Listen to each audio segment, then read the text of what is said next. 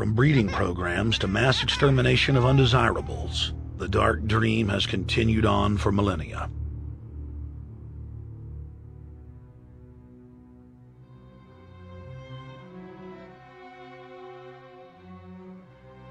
The scientific rationale for tyranny has always been attractive to elites because it creates a convenient excuse for treating their fellow man as lower than animals. Robert Thomas Malthus, famous for saying that a mass food collapse would be helpful because it would wipe out the poor. His fictional scenario would later be called a Malthusian catastrophe.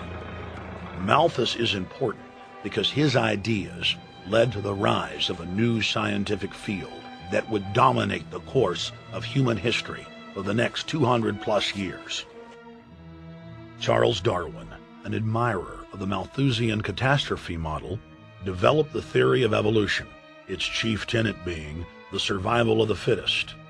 With the help of T.H. Huxley, known as Darwin's bulldog for his strong support of Darwin's theories were pushed into wide acceptance among key scientific circles throughout England and then the world.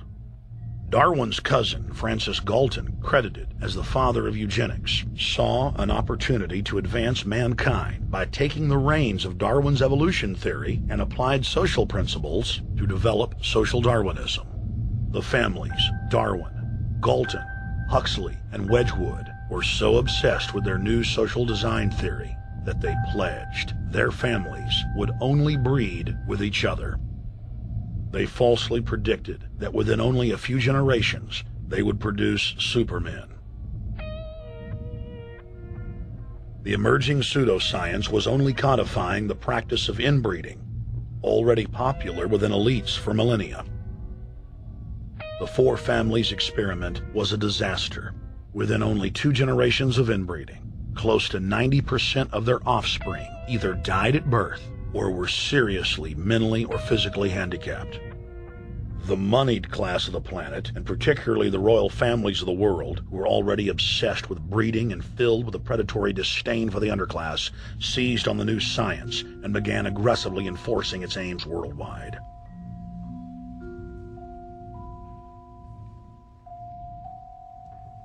Biometrics appears to be a new science, but it was actually developed by Galton back in the 1870s as a way to track racial traits and genetic histories, and as a way to decide who would be licensed to breed. In 1904, the Cold Springs Harbor Research Facility was started in the United States by eugenicist Charles Davenport with the funding of prominent robber barons Carnegie, Rockefeller, and Harriman. In 1907, the first sterilization laws were passed in the United States. Citizens with mild deformities or low test scores on their report cards were arrested and forcibly sterilized. You're 17, aren't you, Alice? Yes, but what have you done with my folks? Well, we're trying to help them, Alice, and you too. They were taken to the hospital this afternoon. Hospital? Wasn't none of them sick this morning? We thought it necessary to present your family's case to the State Medical Commission. And after an examination, they decided there was but one important action to take: to have your entire family sterilized. Why, what's that? I don't know what you're talking about. Now, in this state, we have a law which provides for such people to have an operation so there won't be any more children. I see. Now, we've placed your brothers in institutions where they'll be properly cared for. You can go back to your job soon. I'll arrange to have it held open for you. But I'm keeping my job. I'm not going anywhere. Now, you're going to the hospital too, Alice. And you mean they're going to stop me from having children ever? Exactly. I'm all right, I tell you. I won't go to any hospital. We don't want any trouble with you, young woman. If you refuse to go, the officer here will take you by force. In 1910, the U.S. Eugenics Record Office was set up.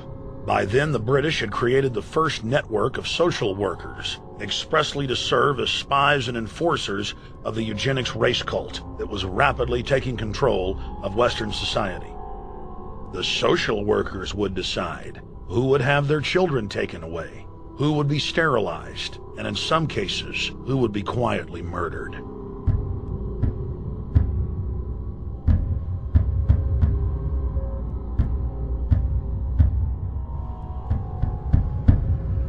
In 1911, the Rockefeller family exports eugenics to Germany by bankrolling the Kaiser Wilhelm Institute, which later would form a central pillar in the Third Reich.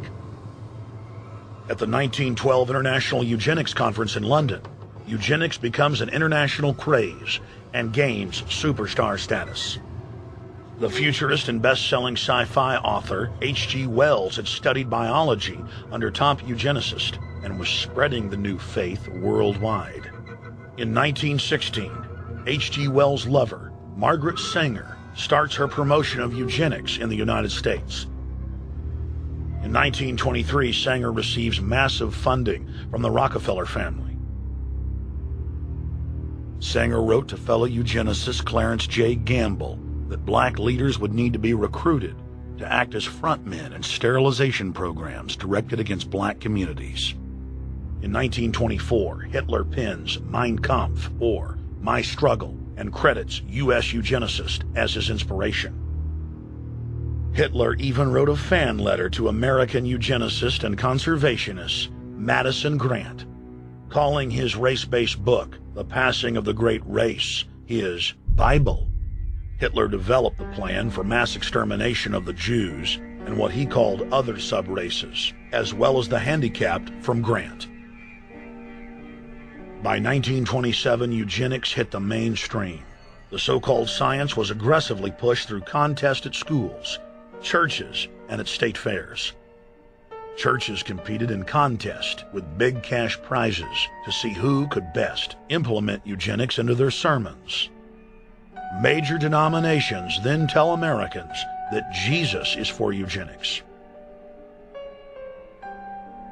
That same year in the United States, more than 25 states passed forced sterilization laws, and the Supreme Court ruled in favor of brutal sterilization policies.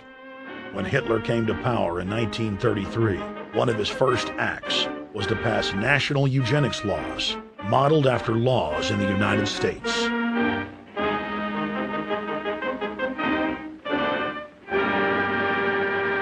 The 1934 film Tomorrow's Children brought the eugenics agenda to the silver screen in the United States. In the case of Miss Mason, I can see no reason for the operation that's been recommended. The girl is perfectly normal. She's hard-working and has a good reputation. Do you know anything about her family background? Oh, yes, Your Honor, I do. There are several other children, aren't there? Yes? What is their condition? One is a cripple. Two others might be classed as feeble-minded. Isn't the oldest son in jail? Oh, yes, I believe so. And knowing all that, you still contend that this girl should be allowed to bring more people like that into the world? She's sound, Your Honor. She's not anything like the rest. Surely she should be given a chance to work out her own salvation. I can't agree with you, Doctor. Suppose she is normal. The chances are that her children will inherit the family taint. Isn't that possible? But, Your Honor, I'm sorry, Doctor. 3 generations of unfit are enough. Petition not allowed. By 1936, Germany had become the world leader in eugenics for taking effective actions to sterilize and euthanize hundreds of thousands of victims.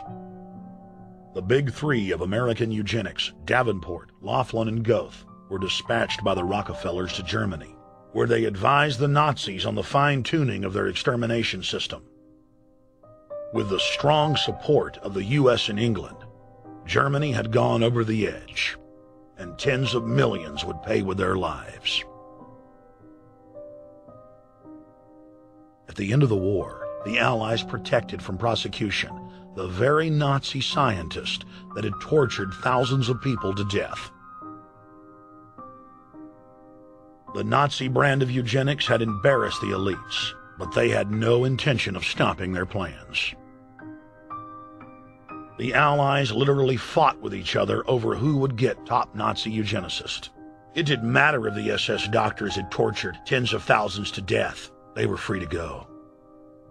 The Angel of Death, Joseph Mengele, and his boss, Ottmar von Verscher, were not prosecuted, and von Verscher even continued his work in Germany after the war. Eugenicists were angry that their great work had been exposed. They then scrambled to camouflage their agenda. Eugenics Quarterly became Social Biology. The American Birth Control League became Planned Parenthood. New terms